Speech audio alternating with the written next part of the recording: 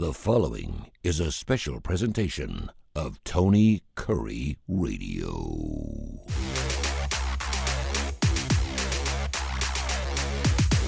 Welcome back to another, I was going to say abbreviated, but we really don't know how long we're to go on K4Wins. K4Wins, man, sometimes we go an hour, sometimes we go 30 minutes. It depends on what we're talking about. But we let it all out there because there's so many different things you can earn money on.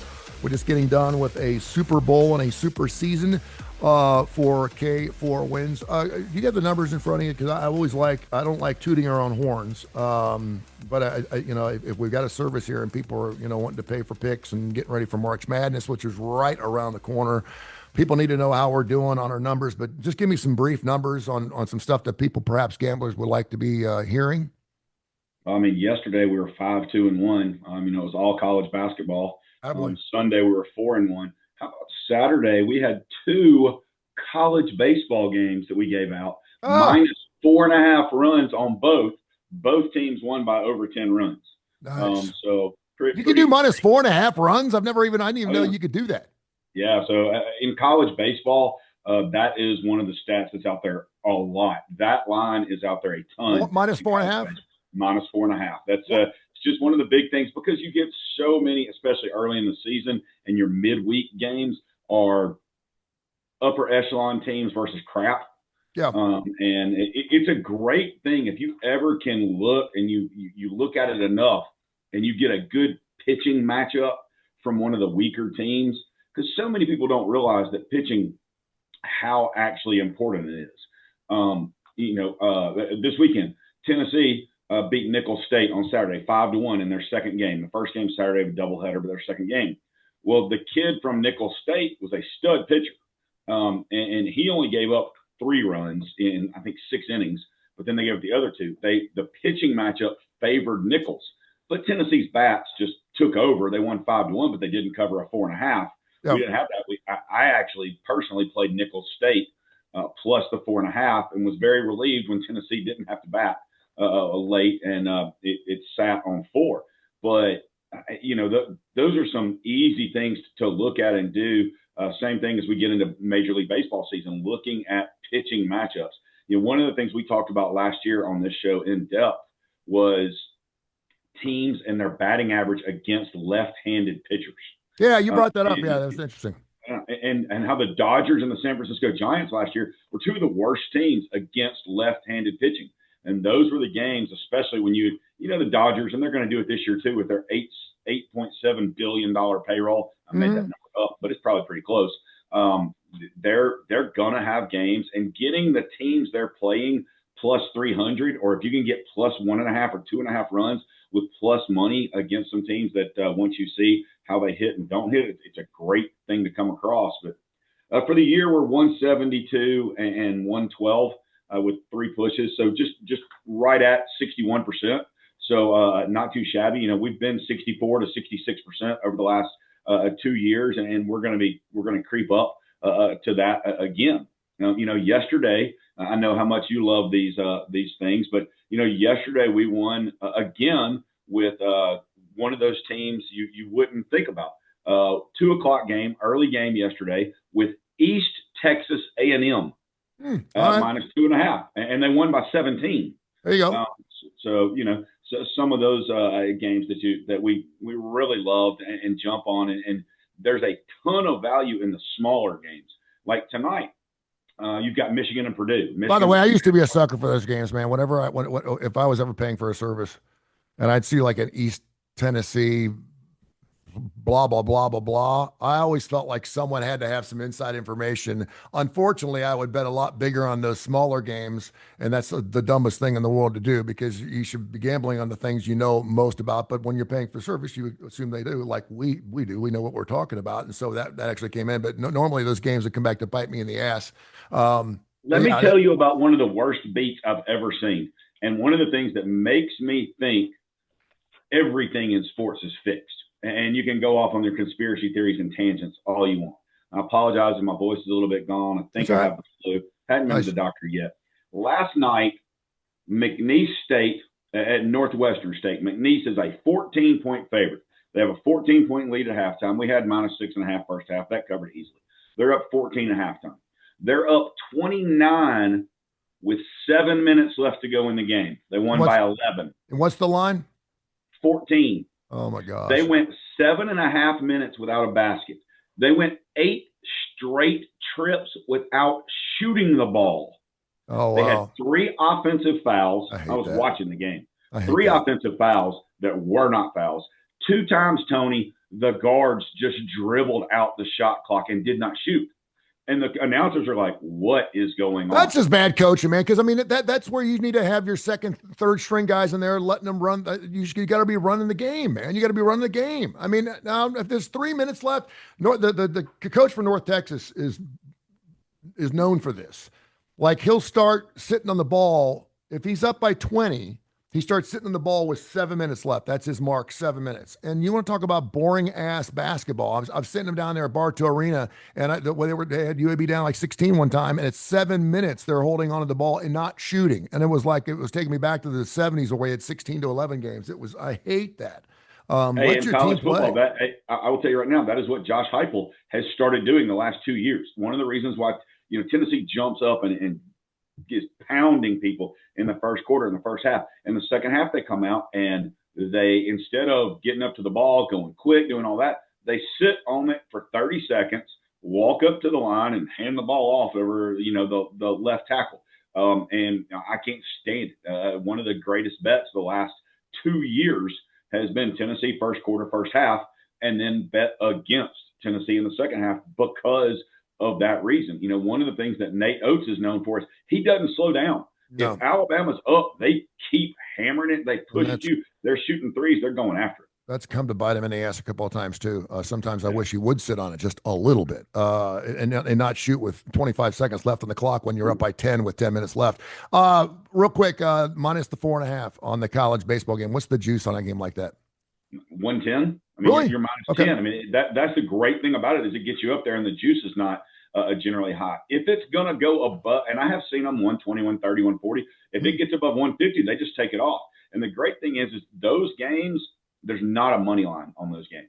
Yeah. Generally speaking, when they're minus 4.5, there's not a money line. And that's good because, a lot of locals, if you will, they will cut you off. They'll go in and they can subvert their system and they'll take something off if it's a minus 300. You can't play it. And a lot of people love to do that. And there's a lot of services out there that will give you their 25-star lock play of the day. And it's like tonight, it would be Florida minus 1,200 against South Carolina because they're at they're minus 23.5 points at home tonight. And I do believe Florida is playing as well as anybody in the country, if not better. Man, 23.5 points in the SEC, and South Carolina's not good, but still, I don't know if I can play that.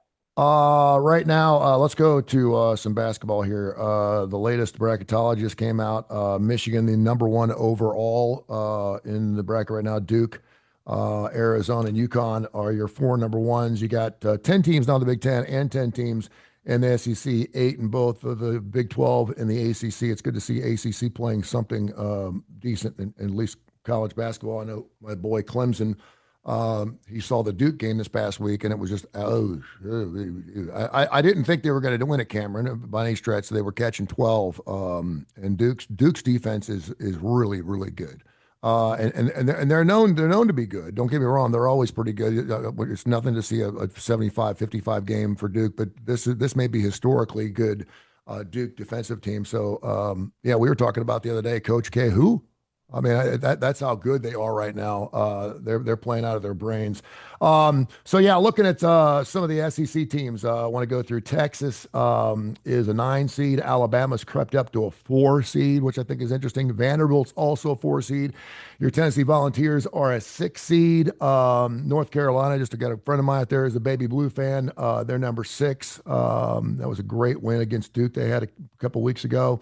Well, how about this, Tony? Tony, North Carolina is catching 6.5 tonight at North Carolina State. And give me NC State all day long.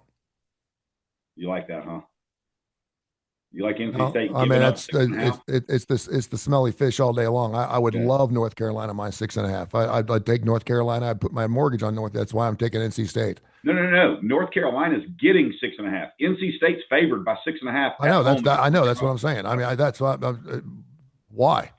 You're giving me North Carolina plus 6. I'll take that all day long. North Carolina State will win by 9 tonight. North Carolina's got a few injuries, some beat up, but they have not played great. You want just because you brought that up, you want a stake bet on it? No. I'm with you. There's that line. Can we just go out and have steak then and pay for our own dinners and just have a good time? All right. Arkansas 5 seed. We're doing SEC by kind. We're in SEC land. So if you're outside the SEC, and 90% of our listeners are in the SEC, Florida is a 3 seed. Kentucky a 6 seed. Georgia a 10 seed. A&M's a 10 seed. They are actually last 4 buys: A&M, UCF, Georgia, and USC. Last 4 in UCLA, Santa Clara, TCU, San Diego State, and then the first 4 out: Missouri, Ohio State, New Mexico, and California. I bring this up because last year it was a plethora of 5s, 6s, 8s, 9s. There was 10, 11 teams. I think there was 11 in last week, but there was nothing sniffing a 1 or a 2 seed, not even a 3 seed. Now it looks like the SEC is floating up a little bit, even so much that Alabama's got them to 4 seed. We got a couple of 3 seeds. What's your thoughts on the overall look of the SEC? Are they starting to play some of their best basketball? Absolutely. And I think you're going to see Florida. I think Florida's going to move up to the 2nd or 3rd too by the end of the year. They may. I don't think they can move up any higher. But the way Florida is playing right now, I really like what they're doing.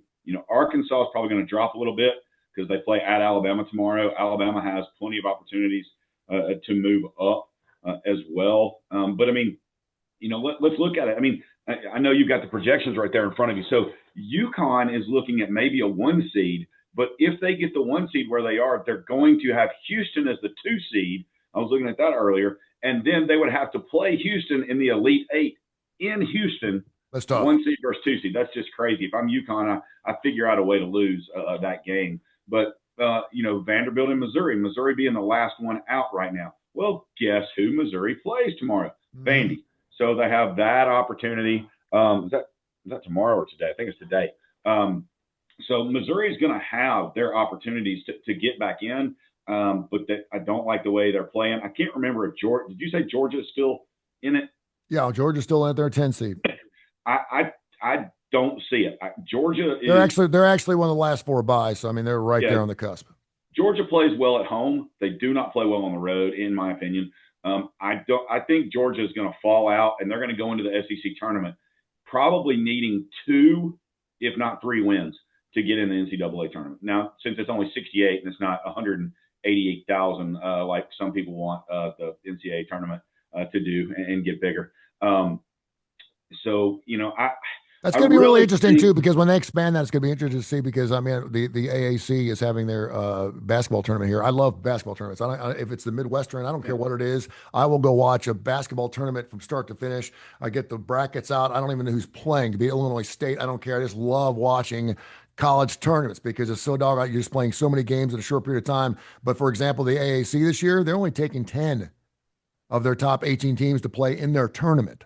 Half the league is not going to play in their conference tournament. Right now, UAB sitting around a 5 or 6 seed. And obviously, if you're not in your tournament, you're not going to the big dance. So when you double that number or add another 32 teams or whatever we're planning on doing next season, it's going to be interesting to see if they're going to change some of this round robin type of tournaments going from top to bottom, because now everyone doesn't have an East and a West or a North and a South. They're just putting everyone all together. By the way, there's 2 seeds you mentioned: Houston, Iowa State, Illinois, and Purdue. Out of those 4, which team's got the best shot? I'm not saying it's going to happen, but what team's the best shot, or which one's the closest to a 1 seed?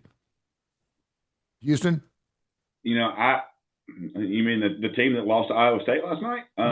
So you kind of have to look at that and wonder with Iowa State. You're going to see there's going to be some changes. I think BYU is going to fall off dramatically. Losing Saunders really hurts them. I mean, he's averaging 18.5 points a game. Probably one of the top 5, if not top 10, maybe top 5 shooters in the country for BYU. And now he's out with torn ACL. I think so. They're going to drop down. I'm going to be interested to see. I love Arizona and I love the Michigan team. So. But Purdue's big guy inside, if he doesn't get in foul trouble, it is Zach Edney all over again, or Edey, whatever his name was. If they just let him sit in the paint. I watched him play the other day, and he just sat in the paint the entire game. Never. They could call 3 seconds on him 12 times a game. Oh yeah, exactly. Seriously, sometimes they can call it 3 or 4 times on the same. If I'm a visiting coach, man, I'm always going watch big number. Was it 3? But watch him in the paint. Just watch, because I guarantee you he's over 3 seconds, like more than 90% of the time. Anyway, absolutely. But back to your question, I would have to say Iowa State. Your only issue that you're going to get is like Iowa State or Houston has to play Purdue is they don't have the big man to match up inside with him if he's allowed to do whatever he wants. But I love Kelvin Sampson at Houston, and I cannot for the life of me think of Iowa State's coach's name right now. But I will tell you, I think the coach of the year should be Todd Golden because of how they started and what they've had to come and bring together, especially losing their guard play. And their guards now are playing well. And if their guards are playing well, Florida, in my opinion, is the toughest team in the country to beat.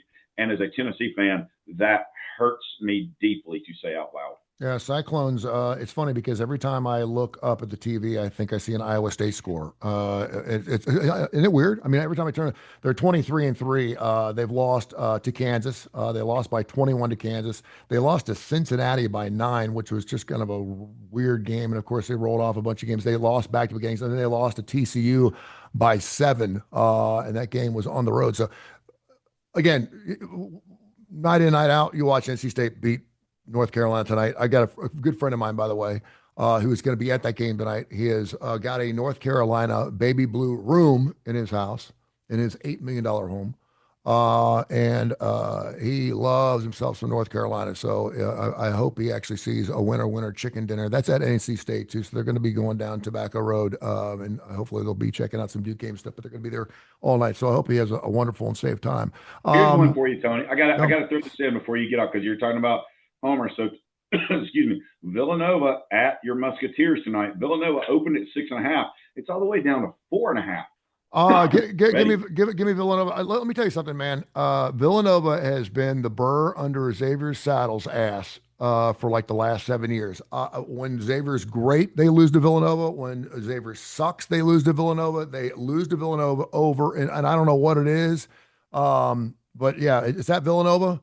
It's at Xavier. It's at Xavier, okay? Because Villanova's not good this year. Not traditionally, they're not national championship Villanova like they were a few years ago. But my Xavier Muskies are sucking some win too, and I don't know if Xavier can find the right chemistry, and I think it's purely chemistry. They have a leadership issue. I don't know. Their bigs have issues, man. Their bigs are really hot and they really suck, and they've been like that for a long time. I think if that line gets below 4, I got to go with Xavier. The way they've been playing, they've lost some games. They have lost a lot of games recently, but they're getting, in my opinion, they're getting better and they're getting closer. And I think tonight Villanova comes in, and just like you talked about, it's a rivalry, but I think this is a get-right game for Xavier. Mm-hmm. I can see them winning this game by double digits. Let's roll through a couple of these games real quick. Get your thoughts. He knows all about basketball. K4Wins.com, K4Wins.com. Check us out. Again, lines change there all the time. You can check the website out as many times as you want. You never know. Oh, my gosh, I was on there 5 minutes ago, and look, there's a new play. You never know what's going to happen. Huge matchup tonight, Michigan at Purdue. Purdue is actually catching 2.5 at home, the number 1 against the number 7. Who do you like? Purdue's really good at home, but I just like the way this Michigan team plays. I love the coach and the picture they took with him sitting in one of the seats right in front of the student section when they played Michigan State, and how much he gets into it. I think he's a player's coach. Boilermakers are what they are. I think Michigan wins, and I like Michigan. If they don't let dude just stand in the paint, I think Michigan wins, and the transfer from UAB, can't remember his name, has been dominating, leads them in scoring and rebounding. Axel Innendorf, he's been unbelievable. He was our 2010 guy last year. If he's playing for UAB right now, they're probably dancing. But good for him, man. He found himself a home. He's going to be a first round guy. I mean, Yeah, he's making $2 million a year up there. we can always say he played at UAB. He was fantastic. He had a lot of growing to do, and he's growing up really fast in Michigan. You mentioned that South Carolina Florida game. That 22 and a half is that's just too many. Now, normally I look like that. If I'm a dumbass, I'll go ahead and play Florida because it looks like it's too many. But Florida's 19-6. They're having a great season, obviously, but I don't know if they're 22 and a half points better than a South Carolina squad that's basically been beating around the 500 line pretty much all the time. Other game, kind of interesting. Louisville on the road against SMU. Yeah. And they're only seeing that this is where, and I know if Kip was on right now. By the way, Kip, in case we back on Friday, live from the desert. Case is actually out in Vegas, but Kip is actually down in Florida at the Grapefruit League. He's actually checking out some Major League Baseball this week.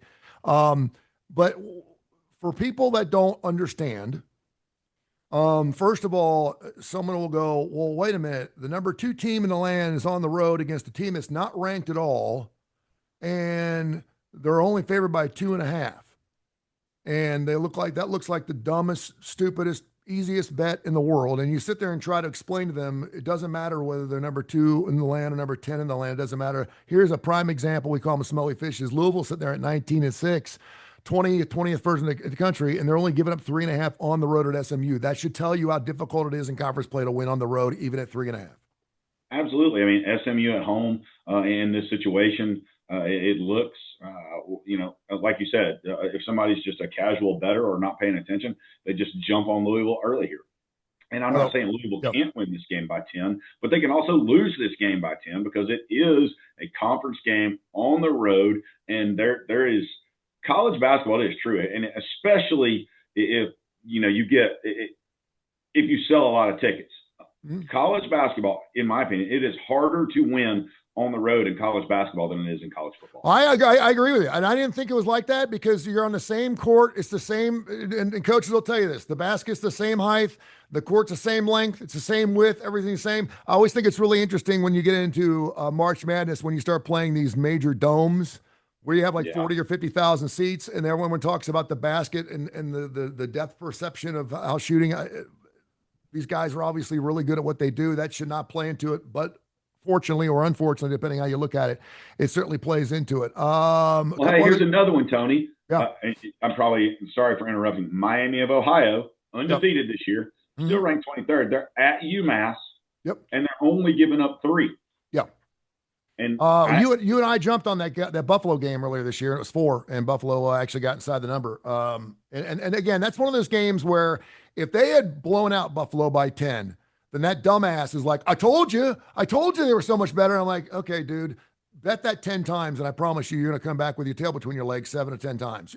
Once in a while, the blind squirrel will catch that right. But this is one of those games where if, in fact, they win this game outright, you're like, wow, the thing's lined up, and that's how it should be. But there's a reason why that line is where it's at, and Vegas knows what they're doing. They're building buildings, and you're not. And they have struggled to cover on the road.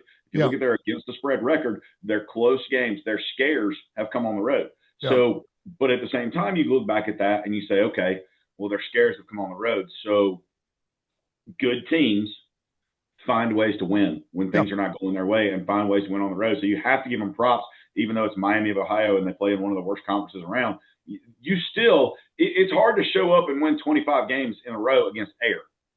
So to do it against, teams, whether they're, top 10 teams or bottom 10 teams, you still got to go out and play. The ball still has to go in the hole. You still got to play defense. You still have to do the things that it takes to win ball games. I'm looking at scores and odds. They're pretty good. Sometimes they screw up. They say Miami of Ohio is 17-0 against the spread. I have a difficult time believing 17-0. I could look up at, and I'm sitting here looking. Well, they're not. We know for a fact they're not. Buffalo. What happened against Buffalo? Exactly. They're a 4-point favorite and 1 by 2. What you like. SMU, by the way, we mentioned them at home. They're really good. They're 13-8, but at home they're actually 9-2 against the spread. So yeah, that's one of those things where you have to look at those things, man. You can't. What's NC State against the spread at home, and what's North Carolina against the spread on the road? That is a great question. I will tell you right now. North Carolina State is 15-8 against the spread. They are 11-3 at home against the spread. So yeah, they're really good at home. And then North Carolina is 12-8 overall. I'm not sure how they are on the road. Their road numbers. that's certainly something to be looked at. But yeah, the Miami team's having just a fantastic year. They're really good. Yeah, they are without a shadow of a doubt. I mean, there are. Wisconsin, Ohio State. This may be one of those games where it's almost a pick 'em plus 1.5. Ohio State catching points. I always think it's interesting when a team like Ohio State, which obviously is going to be playing for its bubble life, they're 16-9 right now. They're probably going to have to win a couple teams in the Big Ten Conference tournament to actually get a sniff. Right now, they are currently in, but they're catching a 1.5 against the Badgers. Any thought on that? The newly ranked Badgers, who are Yes. now ranked 24th, and I believe it's their first week in. Wisconsin is phenomenal at home, and just the way they play. Iowa State plays much better at home. This is one of those games where I think it's going to come down to inside play and free throws with them. Which is kind of like looking at Michigan State at home, giving 8.5 to UCLA. It's kind of the same thing. I was going to go there because we spoke about the Michigan State game on Friday, and everyone was like, "Yeah, we're leaning Michigan State," and they get blown out because they're on the road. And everyone was talking about Tom Izzo, and we had a really good back and forth because I know how Case feels about Izzo, and I know how you feel about Izzo. They're 25 this year. They're having a fantastic season. But yeah, they usually get really. There's a reason why he's been in more Final Fours than just about anyone else. But yeah, minus 8.5 seems a little steep to be given up to the Bruins at 17-8 on the season. Georgia, Kentucky, a pair of 17-8 teams. I think this is a really interesting matchup. Kentucky is starting to play some pretty good basketball too. They're giving up 7.5 later on tonight. And again, at the end of the season, both teams, by the way, gets a spread 9-11, 11-10. When you look at the end of the season and you're looking at, okay, what games could we have won that we did not? This may come back to bite Georgia in the ass because it'd be a really nice win to win on the road. That again is hard to do at Rupp. I agree, but I can tell you what. I mean, Kentucky's had some just played horribly at home sometimes this year. They are, I believe, them and Georgia are probably the Dr. Jekyll, Mr. Hyde, of college basketball. They play really well on a Tuesday, and then they come back on Saturday and suck, or vice versa. If I had to play the game, it's not a game I think I'm going to play. I would lay it with Kentucky. I don't like Georgia on the road, and I think Kentucky's been playing a little bit better. But they're coming off how much did they lose to Florida by? Oh my God, it was 20. It was 20. Yeah. But yeah, so this is the reason why also looking at Georgia's schedule that I said I think they're going to drop off and they may fall out, while at the same time Missouri can move back in. But Missouri's one of those Dr. Jekyll and Mr. Hyde teams as well. They play Vandy tonight. Tonight or tomorrow, but it's at home, and I can see Missouri winning that game. Yeah, Kentucky at home, just the last few games against Tennessee, they win by 3. Against Oklahoma, they blew them out by 16. Ole Miss, they won by 9. Texas, they won by 5. Mississippi State, they blew them out. Missouri, they won by 5. Bellarmine, they won by 14. St. John's. So, I mean, it's not you just mentioned 4 games they didn't cover. Yeah, exactly. So, I mean, there's that. And then Bellarmine was catching 34.5, by the way, and they lost by 14. So, and then Gonzaga at home, where they got just ramshot by 39. And then that North Carolina game too, where they actually got beat by 3, but North Carolina was catching 7.5. So I don't know if is LSU tonight or tomorrow? For Kentucky? No, LSU game. I am looking at I think it's tonight. They're catching 11. It is. They're catching 11.5 against Texas. Yeah. LSU's just not good. And I mean, when they came to Tennessee, I'll tell you what, they played very well against Tennessee, but they have so many injuries and so many things going against them. They played that game at Tennessee with only 9 people on the bench total. Yeah.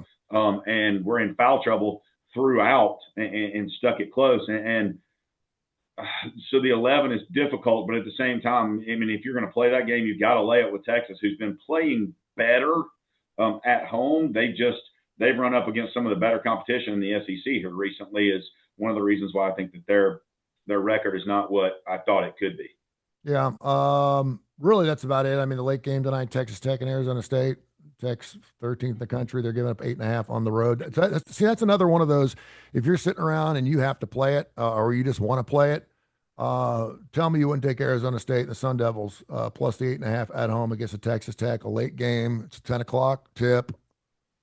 Yeah, all the numbers say Texas Tech by 11. I have it circled, written down. I've got them, the number I make. I'm pretending That's like why I'm I throw safe them out, here. man. Well, You know, circle it and look my at it. number's 11, but I was looking at this.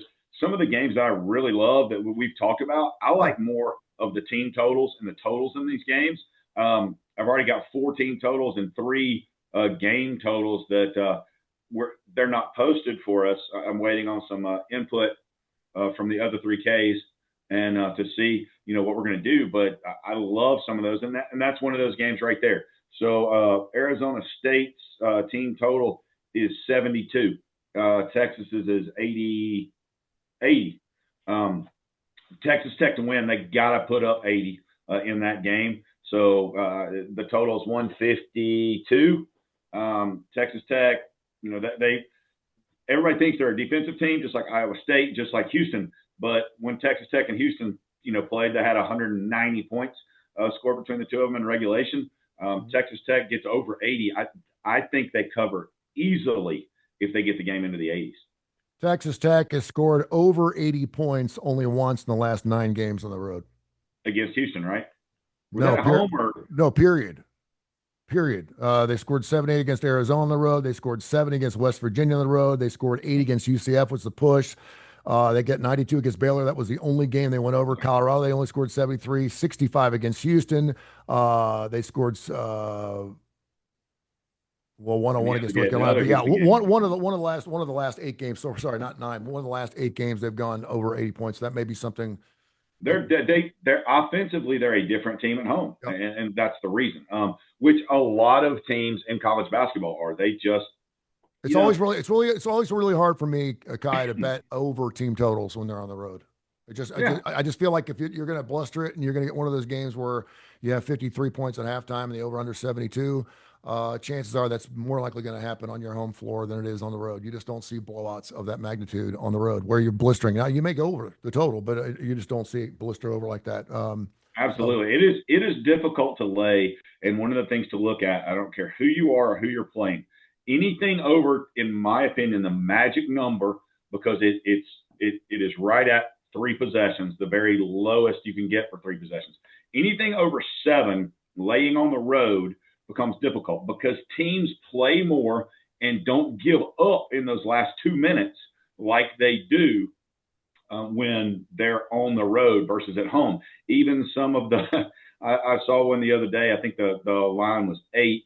The team was down by 10, and they get it across half court with 2 seconds left and launch a 3 and hit it, lose by 7. But at home, you can't just dribble it up and give up at home in front of your fans. You have to go to the last second. And that's one of the reasons why it's such a difficult number on the road. Case Kiefer and Kip Kiefer, our other Ks, will join us again on Friday, 10 o'clock Central Time, right here on Tony Curry Radio. Thanks to the thousands of folks who check us out every week, and make sure you get that app, TKR app, and get after it.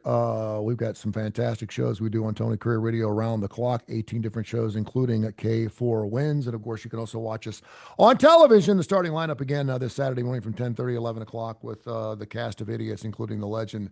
We'll do that again coming up on the Saturday morning. Kai, we need to get you in there too. We haven't had you in there. We're actually, Kip's actually on the road, so we have the Spiegs coming in. Jeff Spiegel from ABC 3340. Man's been doing sports since I was 2.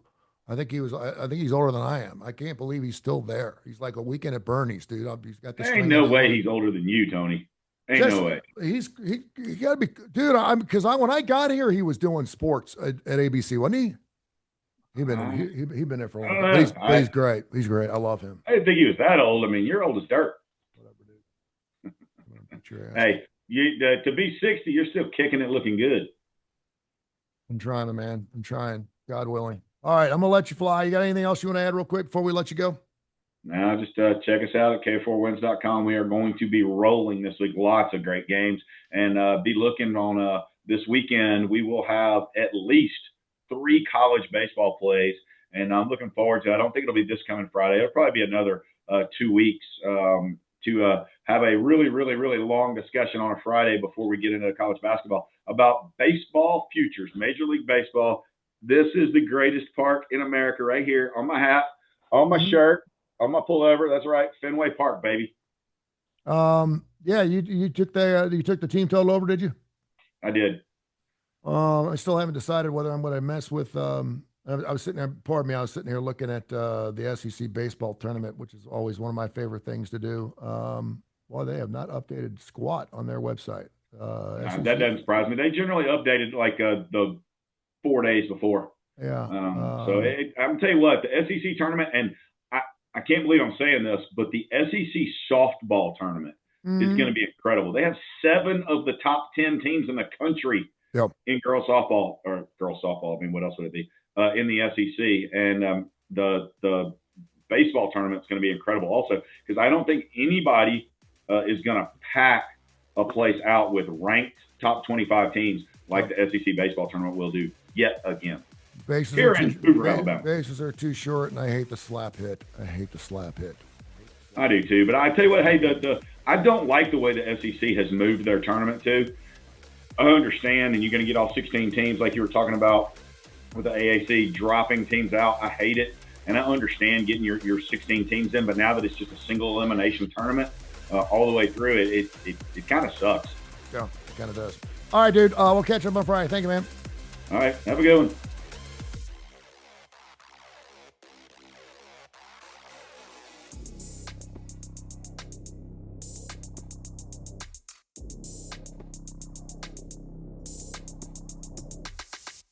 This has been a special presentation of Tony Curry Radio.